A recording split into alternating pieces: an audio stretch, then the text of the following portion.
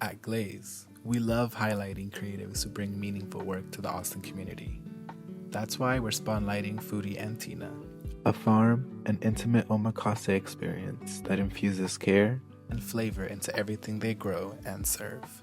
Located in South Austin, Foodie and Tina is a shared vision of Becca and her husband Spencer. What began as an overflowing home harvest blossomed into a new way to gather people around fresh food and thoughtful conversation. Because we didn't have the proper means to store all the produce, so we kind of had the idea to use it and do a little pop-up. We did like a 4-course sort of menu at a wine bar in town called Community Garden, and from there we just felt really inspired. That was how Foodie and Tina started.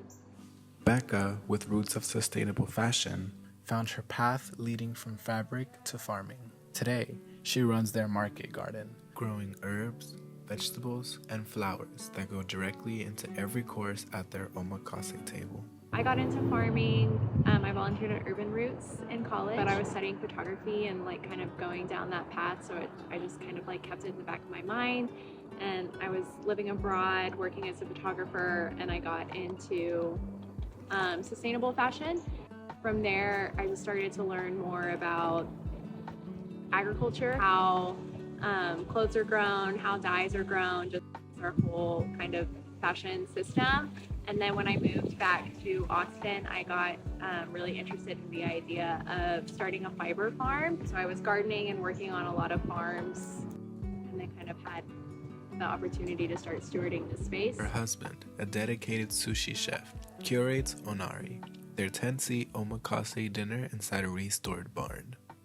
Well, I just kind of fell into it. I was working in restaurants all throughout my life, going to school and working as a server in a fine dining restaurant in Fredericksburg. And the chef there offered me a chance to start training at the sushi bar. And I said, of course. I love sushi. Like growing up, we would always go out to eat sushi, and grew up like fishing a lot. So it just seemed like a really great choice. Each dish reflects the seasons, the soil, and the source.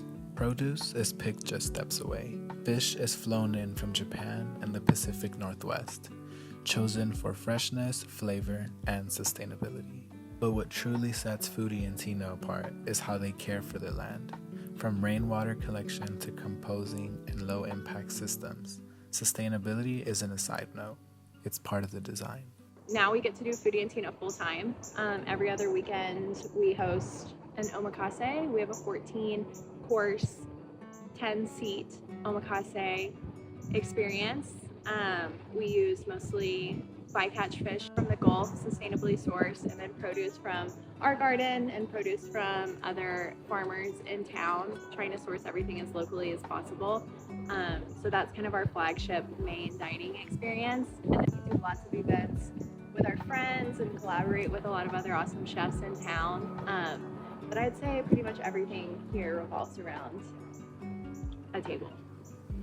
Every day here begins with soil and ends with something special on the plate, made with purpose and shared with care.